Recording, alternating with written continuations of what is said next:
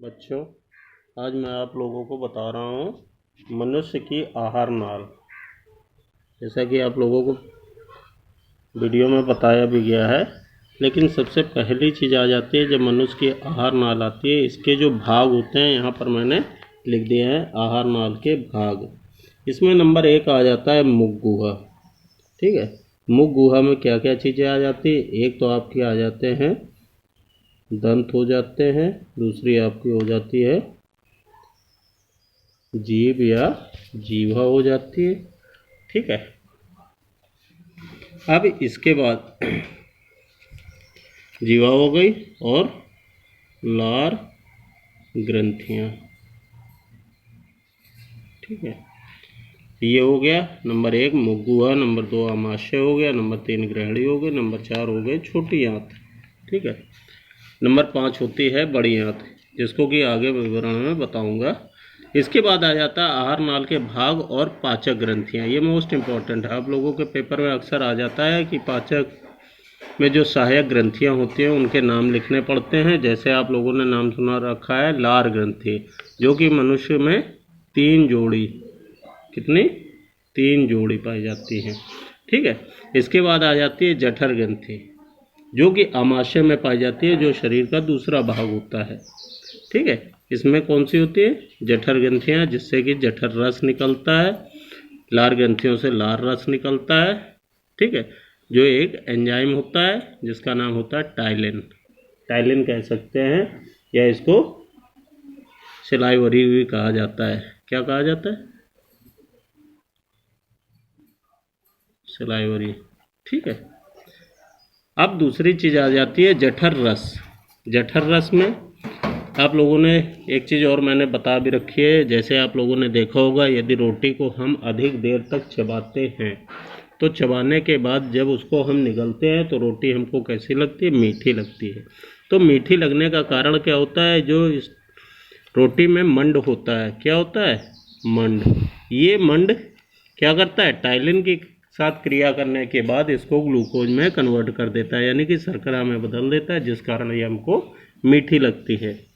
अब इसके बाद जठर रस। जठर रस में पाए जाने वाला एंजाइम कौन कौन से हैं? पेप्सिन है, रेनिन है, लाइपेज है। इसके बाद नंबर 3 आते हैं ग्रहणी। ग्रहणी में 2 चीज़ें आपकी मिलती हैं, एक तो यकृत और दूसरा अग्नाशय।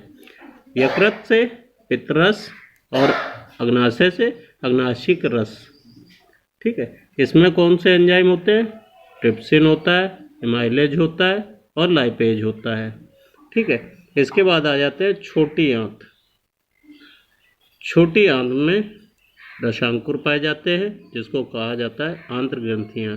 इनसे क्या होता है? आंत्र रस निकलता है। इसमें पाए जाने वाले enzyme erepsin, maltose, lactase, sucrase, lipase, ये पाए जाते हैं। ठीक है, यहाँ पर मैंने एक फिगर भी बनाया है मनुष्य का पाचन तंत्र। क्या है? मनुष्य का पाचन तंत्र। ठीक है, ये कहाँ से शुरू होता है? नंबर 1 आ जाता है मुख गुहा। ठीक है, इसमें आपके दांत हो गए, जीभ हो गई, लार ग्रंथियाँ हो गए। ठीक है, यहाँ से भोजन को क्या किया जाता है? चबाया जाता है दांतों के द्वारा, और उसके बाद ये दूसरा हिस्सा जो होता है, जिसको कि ये कहा जाता है ग्रास नाल या ग्रास नली, इसके माध्यम से होते हुए भोजन सीधे कहाँ आता है? आमाशय में। ये कौन सा भाग है? आमाशय। ठीक है,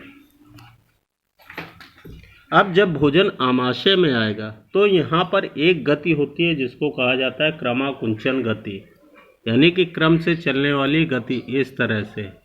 ठीक है, क्रमाकुंचन गति होने के बाद भोजन यहाँ पर एक, ये आपने देखा होगा सी आकृति की, ये कैसी है? सी आकृति की एक संरचना होती है, जो छोटी आंत का पहला भाग होता है, जिसको कहा जाता है क्या? यहाँ पर अभी मैंने बताया भी, ग्रहणी। क्या कहा जाता है?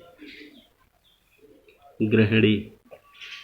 इसी में आपके पित्तरस और अग्नाशयिक रस ये दोनों जाके मिलते हैं जो भोजन को अम्लीय से क्षार में बदल देते हैं।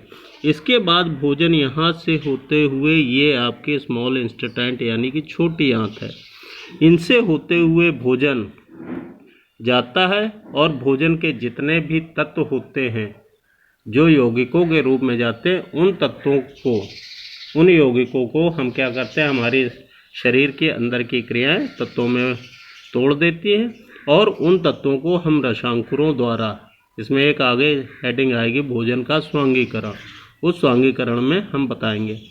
ठीक है, फिर भोजन यहाँ से आता है बड़ी आंत में। इस जगह पर एक जो अवशेषी अंग होता है, आप लोगों ने सुना होगा, अवशेषी अंग, ये हमारे शरीर में आज भी उपस्थित हैं, जो हमारे पूर्वजों की निशानियां होती हैं। हम लोगों में ये अवशेषी अंग के रूप में डला होता है, जिसको कहा जाता है अपेंडिक्स। क्या कहा जाता है? अपेंडिक्स।